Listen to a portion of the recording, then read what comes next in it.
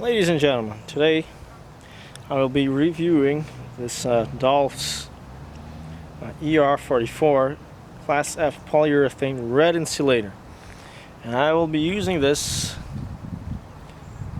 on that cast iron engine block. So the reason I'm doing this is because I looked inside the engine, and you'll see in just a second that when I opened it up, it's got paint in there.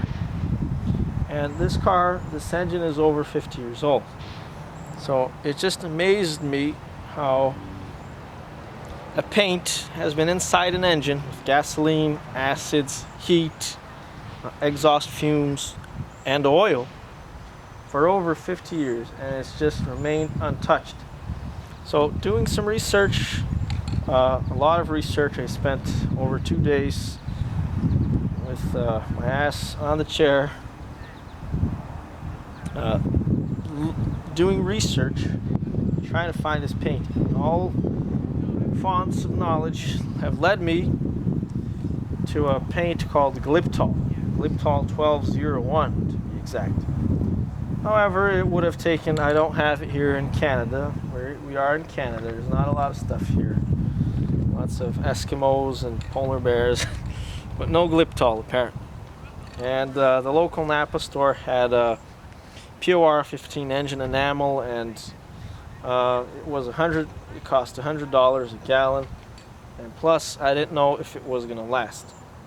I don't know how good that paint is, so I'd rather stick to something that I know is going to last 50 years than try something different. However, I wasn't able to find the Glyptal, but this paint was actually made for, as you can see here, insulating varnish or insulating paint or insulating enamel, red insulating varnish. There's a few different names, but it was actually made for electronics and electrical motors and that kind of stuff. And it was actually developed by Thomas Edison's company back, as you probably can tell, as I said, many years ago. And well, as you can see, I haven't found a font that said that was the actual paint used on the engines. However, everybody that's painted an engine inside, 99% of them, well, 99.99% of them have said that they have used Glyptal. But Glyptal, like I said, is just a brand. So I called the local alternator a motor place, guy that does electrical work. I know he's an honest guy, and I asked him about it, and he didn't know about the Glyptal.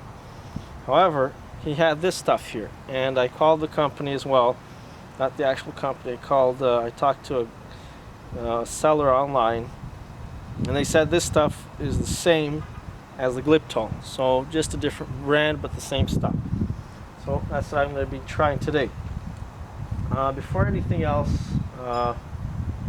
as always with paint, the most important part is the cleaning. You gotta have it nice and clean. If you set it on old paint, junk, dirt, debris, oil, grease, the paint is just gonna stick on there. I'm still, hoping for a miracle paint where you can just spray it over oil, and that would be amazing. But until then, we got to do a really nice cleaning. And I'll show you the back in just a second, but before anything else, I'll explain my cleaning process. I've used diesel to remove the thicker stuff, and I moved on to gasoline. However, I feel that gasoline might leave a residue, and it's not too cheap. It seems that it just, even with the gasoline, it cleans off things really well, but it evaporates and it still leaves your residue, old grease or whatever you're trying to clean. I really need something that I can just dump on there. And my solution is TSP mixed with washing soda, and I'm using boiling water. Boiling, I literally left it in the oven. I'm using a kettle back there, and that's how I'm getting this clean. Just to show you that it's clean before anything else, just to show you that it is clean.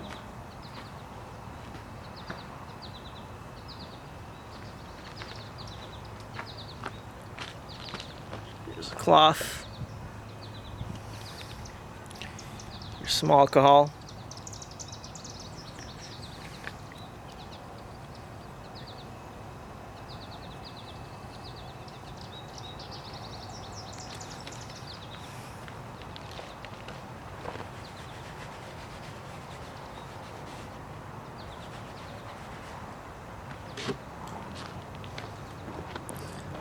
It does have a little bit of a smudge, but that's pretty much just because it's wet. There's not any dirt there, and as you can see, the engine is still a little bit. It's got a little bit of surface rust. We're not going to get it down to bare, shiny metal. If I really wanted to, I could possibly hit it with the. Might do that. Hit it with the wire wheel.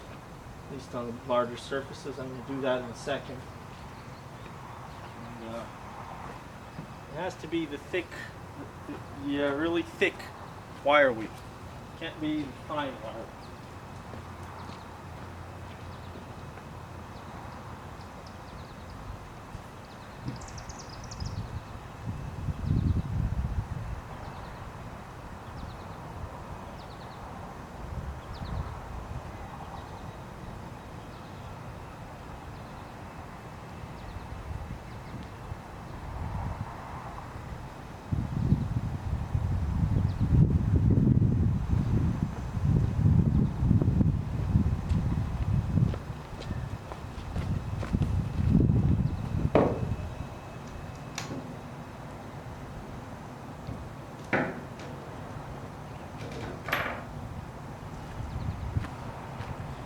So I use the stainless steel wire wheel from China.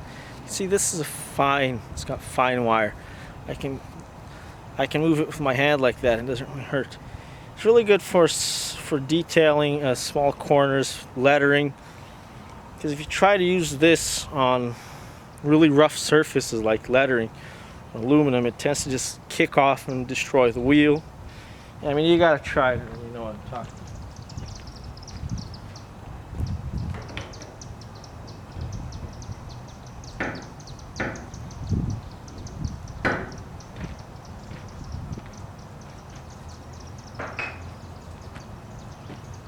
Try to clean that up a little bit more, remove the surface rust there.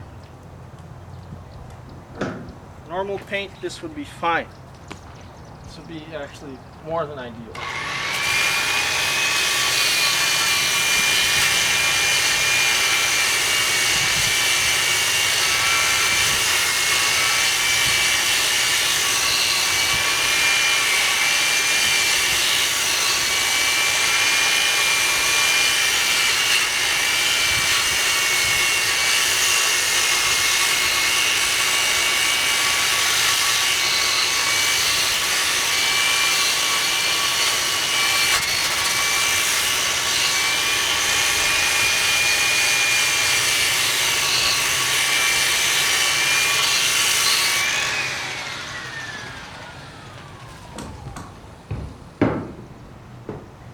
Just sort of digging in.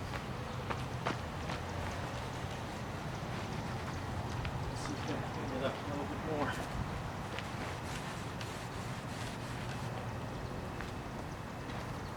It's already beyond good enough.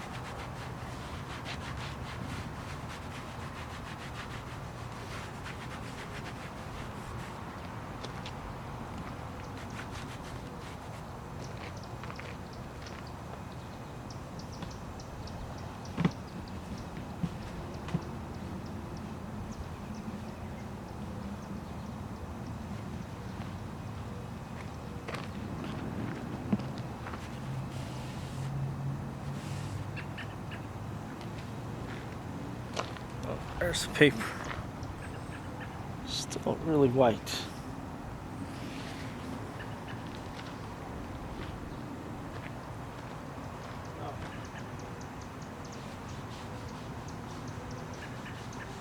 Or anything else, I'd like to say that the TSP, you got to use it hot, boiling water.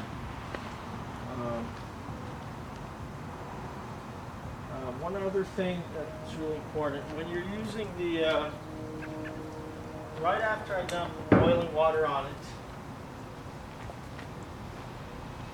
from a kettle, then I use the water from the kettle to clean it up, just clean tap water.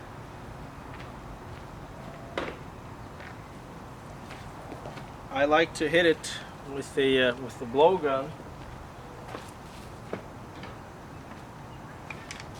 With the blowgun, the air gun. You don't like that. Personally, like the word blow.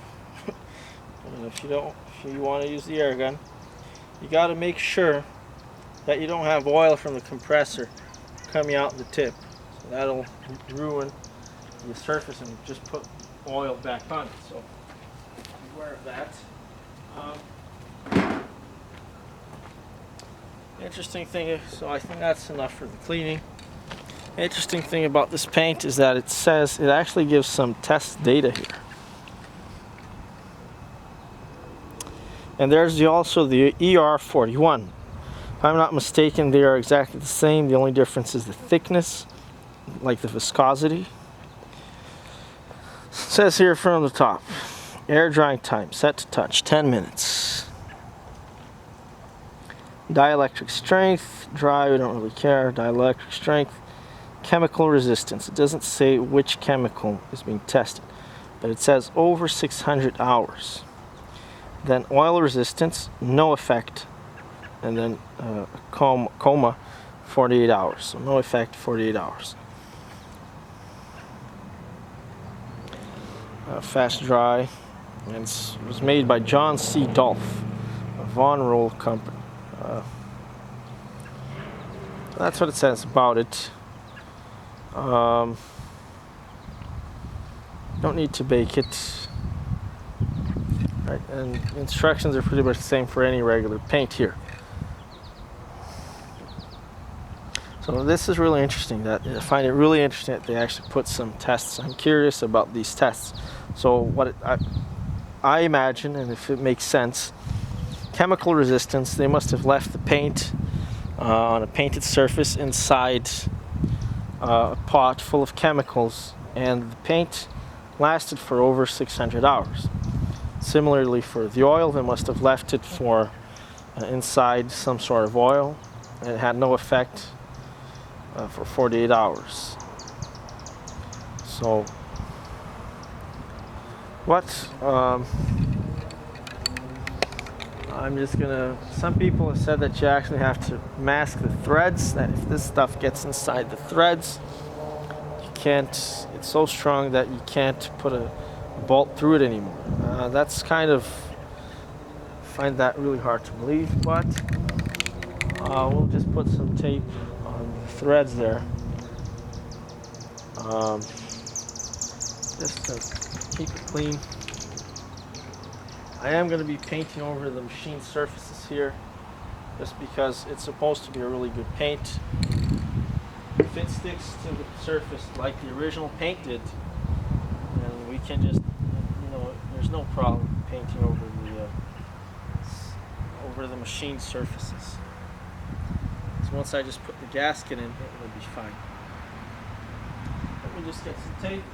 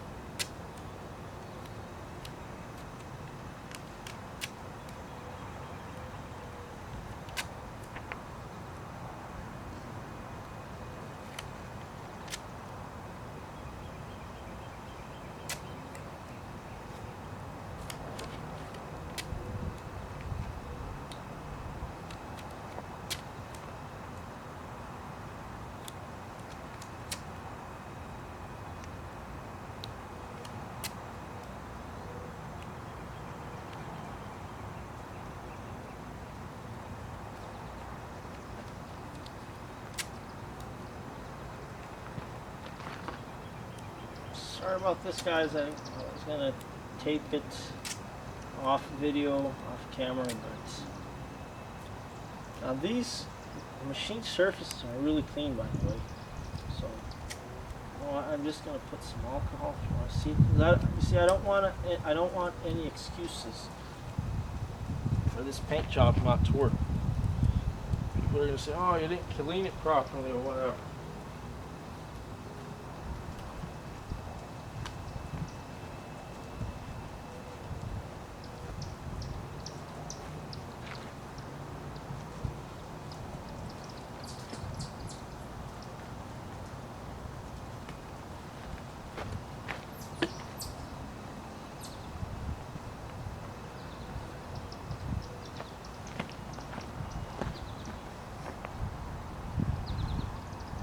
See, that's really clean.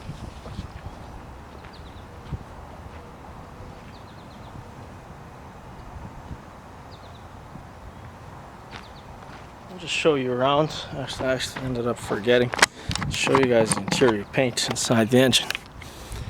Unfortunately, outside, looks like they didn't put any paint outside. You can see there's just a drop here. Probably these engines were painted by hand, and it looks like somebody dropped a little bit of paint there. You see that? It's really interesting.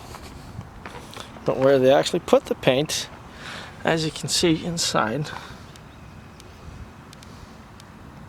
it's brand new. There's no scratching, there's no chipping off, there's no falling off. This is over 50 years old. This is from 1963. So I know some people were worried about paint chipping off inside the engine and clogging everything. Well, that's if the paint is as good as this one, as the one that they originally used here, then that's not going to happen.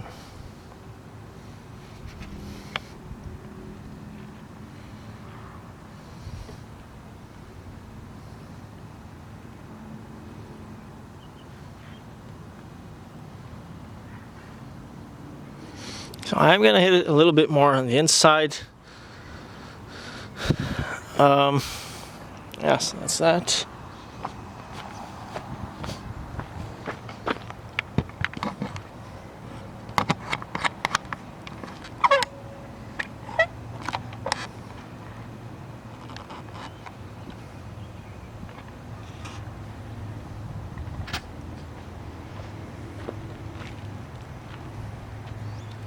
Yeah, there's little spots with some light surface rust. But the paint, I mean, if it's that good, it should get in there.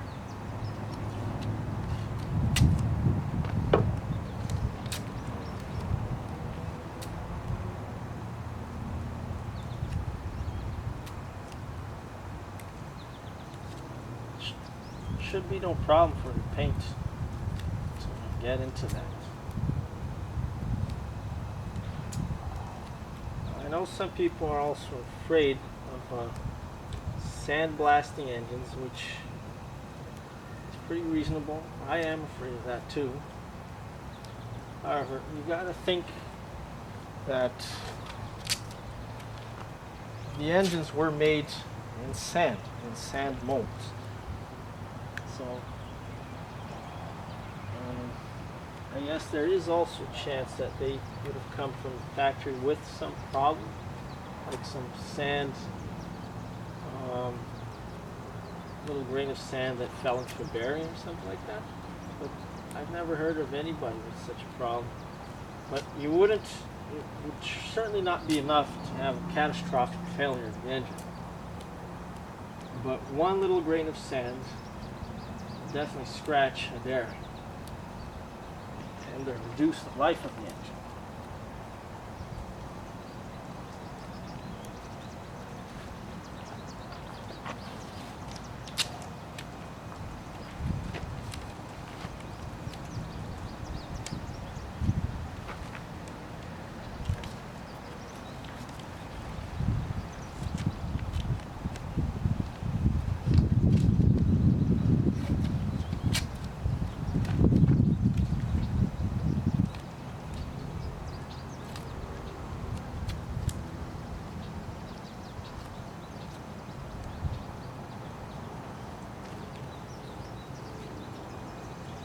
Definitely going to put some tape around the camshaft shaft, as funny as that sounds, because if I spray paint on there, then it might be hard to put the pulley, sorry, the gear on there.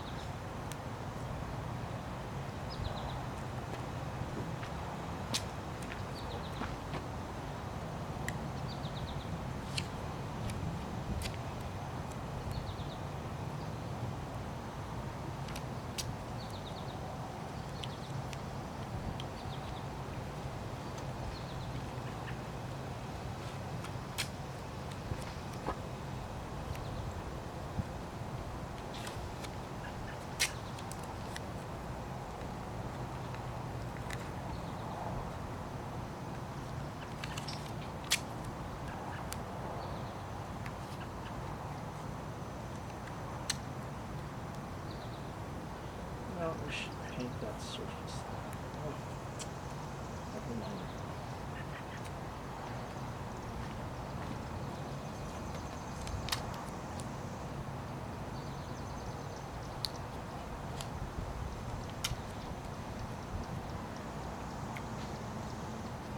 It's a real pity that they didn't paint the outside of the engine. They just painted the inside. It's very unfortunate.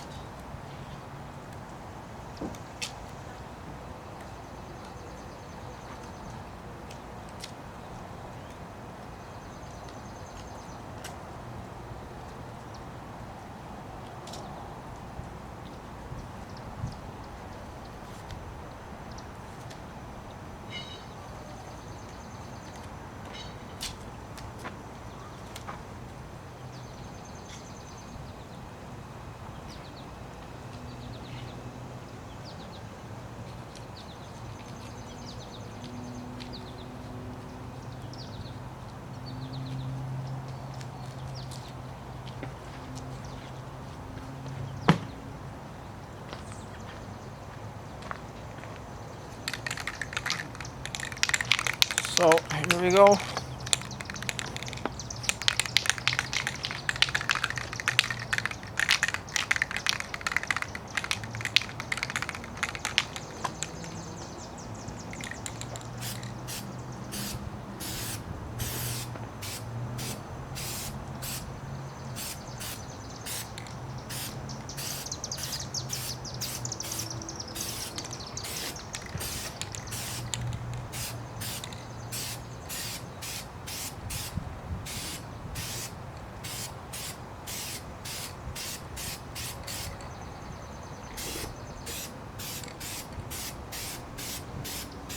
The reason I do this as well, another reason is it makes it really easy to clean up the engine.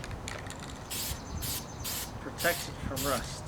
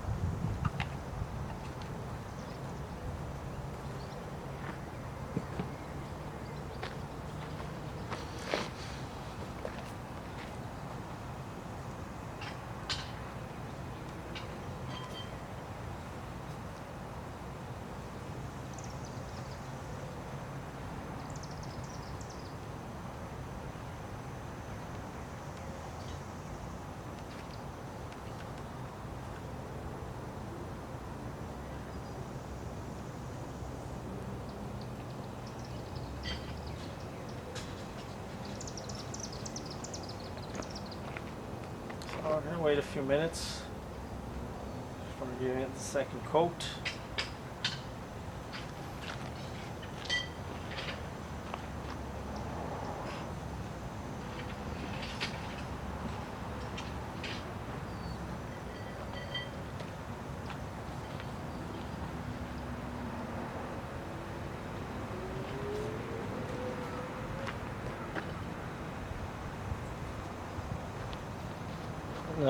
Okay, that's for the second video.